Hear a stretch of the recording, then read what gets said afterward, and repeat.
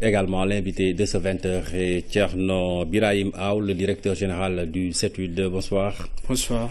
Monsieur Aou, donc directeur général du CETUD, le CETUD qui est donc l'organe chargé d'organiser le transport urbain ici à Dakar. Est-ce que vous pouvez nous parler un peu de votre rôle global dans l'organisation de ce transport urbain? Absolument. Merci pour votre invitation. Le CETUD est un établissement public à caractère professionnel qui est chargé maintenant, depuis 1997, de mettre en œuvre la politique sectorielle de l'État en matière de transport public.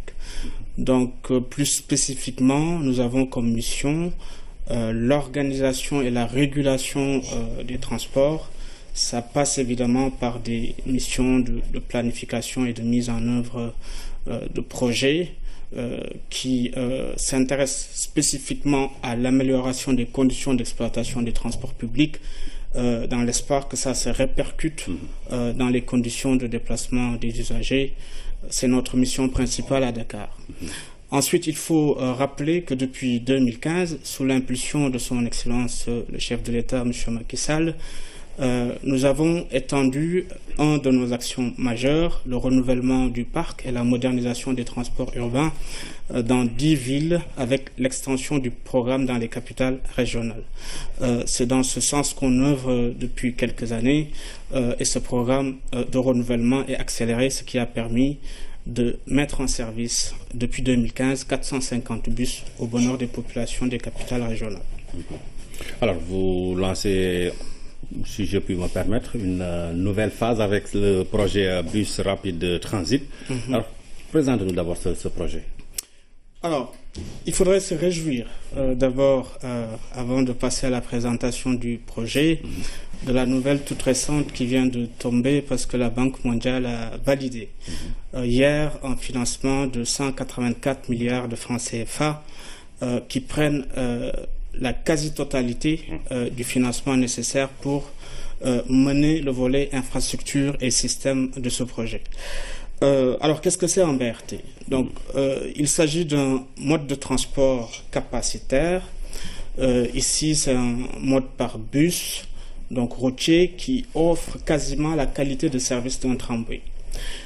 Nous réalisons cette phase pilote avec différents bailleurs, la Banque mondiale, la BEI, Banque européenne d'investissement, et la GCF, qui amèneront à partir de juillet un financement complémentaire de 60 millions de dollars, environ 36 milliards chacun pour moitié.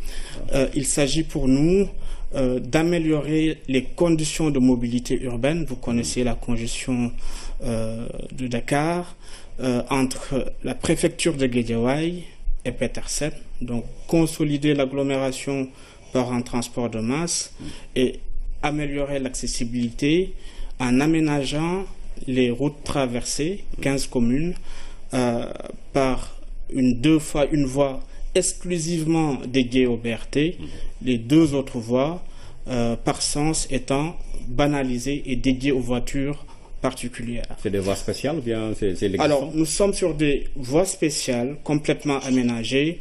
Le BRT a au moins 3 caractéristiques qui font sa performance.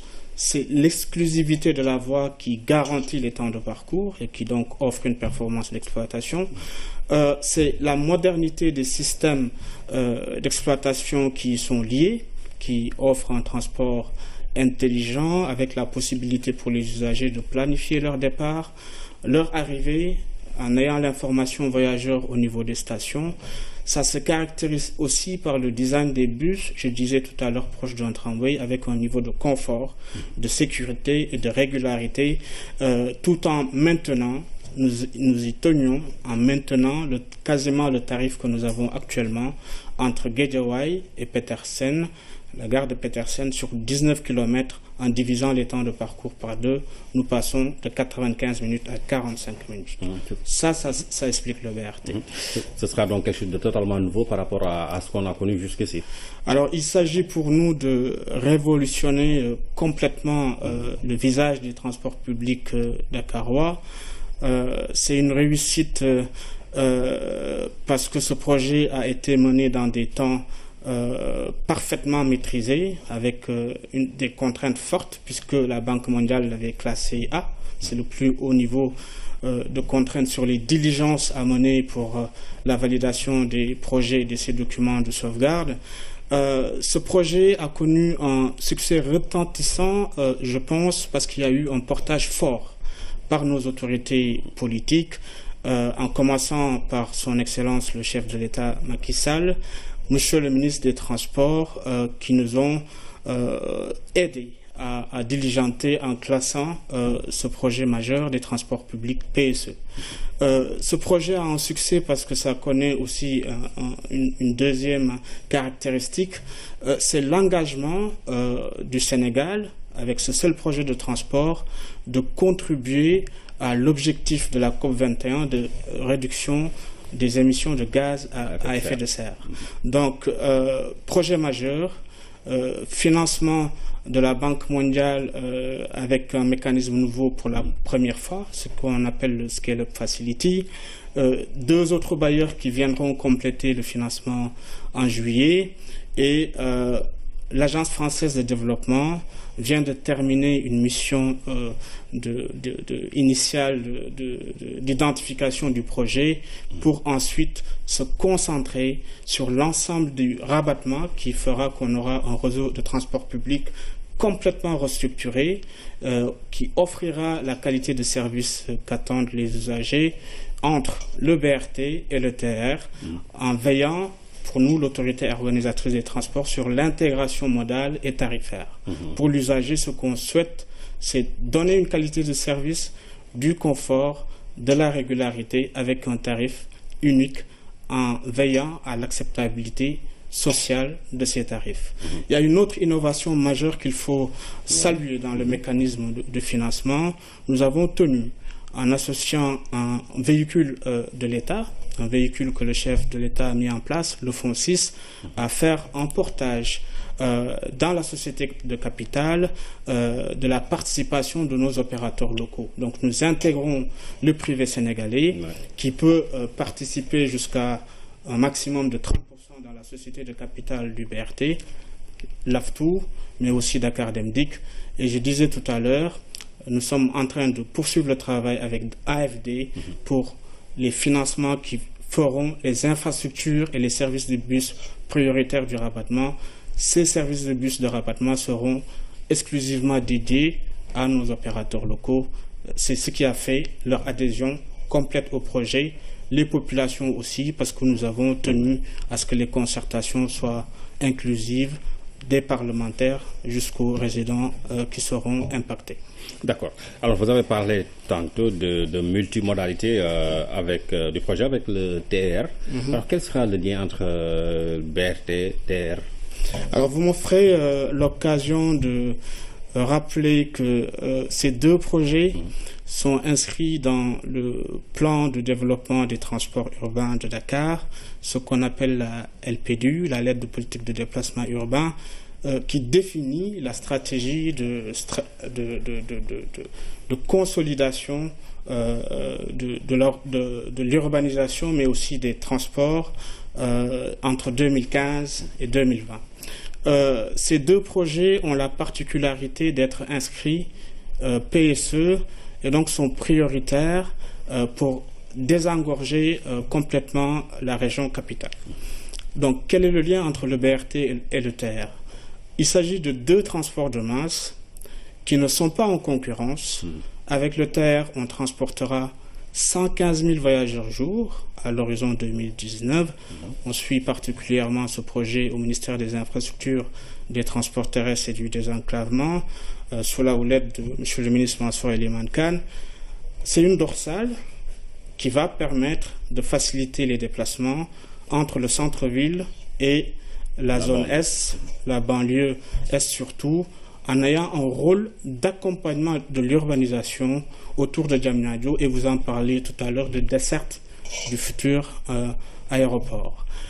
Pour le BRT, nous avons un projet de transport de masse complémentaire, 300 000 voyageurs entre le centre-ville et Diamniadio, et c'est toute la banlieue de Guédiawaye qui va être complètement reconfiguré avec un aménagement urbain de façade à façade, des temps de parcours réduits de moitié, et ceci en offrant l'interconnexion avec un réseau de rabattement qu'on va redéfinir et une intermodalité qu'on souhaite forte à terme avec le TER. Ces deux transports de masse réunis, mis en service à l'horizon 2019, permettront d'offrir une capacité supplémentaire en transport public de l'ordre de 25%, les chiffres que je viens d'annoncer. Alors, c'est important parce que quand on regarde les caractéristiques des déplacements des Dakarois, nous générons 7,1 millions de déplacements par jour. Il faut retenir que 80% de ces déplacements sont réalisés en transport public, malgré la contre-performance de ce mode. Vous le connaissez, pour le moment, c'est constitué d'Aftou, du petit train de banlieue, de car rapide et Ndiagandiaye. Il faut surtout s'intéresser à la voiture particulière, qui connaît aujourd'hui une croissance forte, qui congestionne les réseaux et qui nous coûte globalement, si on se réfère à l'étude de la Banque mondiale de 1999, 100 milliards de francs CFA par an. La part modale de ce mode-là n'est aujourd'hui que de 10%. Si notre croissance se maintient, à la fois économique et démographique, il faut imaginer que dans moins de 20 ans, ce chiffre-là serait multiplié par 10. Imaginez Dakar avec une telle situation de congestion. C'est pour cela que la vision du chef de l'État, mise en œuvre par le ministre en charge des Transports, est de jouer sur deux leviers. Renforcer l'offre de transport public, ce qui permettra d'infléchir la courbe de croissance de l'automobile, et jouer sur le rééquilibrage des fonctions urbaines avec un aménagement fort vers l'Est en y offrant des résidences et des emplois, ce qui permettra de rééquilibrer les flux entre les besoins de déplacement pour les services, pour les emplois et pour les activités annexes. D'accord. Est-ce que maintenant vous avez arrêté une date ou des dates pour le début des travaux et la fin également de ces travaux? Alors, il faut retenir deux dates repères. Nous allons maintenant rentrer dans la phase mise en œuvre avec un accompagnement parfait, quasi parfait, avec la Banque mondiale, AFC, de l'expertise internationale. Nous avons mené toutes les diligences, ce qui nous a permis 120 jours avant de donner à la Banque mondiale tous les documents qui étaient nécessaires. La prochaine étape, il faut retenir que la libération d'emprise pour ce projet déclaré d'utilité publique est prévue pour fin 2017. Ensuite, la mise en service. Nous sommes en train de travailler d'arrache-pied pour arriver au même horizon que le TER, courant 2019, avec un réseau complètement restructuré et des efforts que nous devons encore poursuivre à fournir avec nos autorités pour le renouvellement complet du parc de car rapide et Ndiagandiaye, en offrant une qualité de service meilleure pour le rabattement qui permettra de garantir le niveau de fréquentation qu'il faut au TER et au BRT, et c'est là où se situe le rôle de l'autorité organisatrice des transports urbains. Le CETUD. Voilà, M. Ibrahim Thierno Birahim Aw, je vous remercie d'être venu nous parler de ce projet révolutionnaire, il faut le dire quand même, de bus rapide transit que vous conduisez en tant que directeur général du CETUD. Merci. Je vous remercie.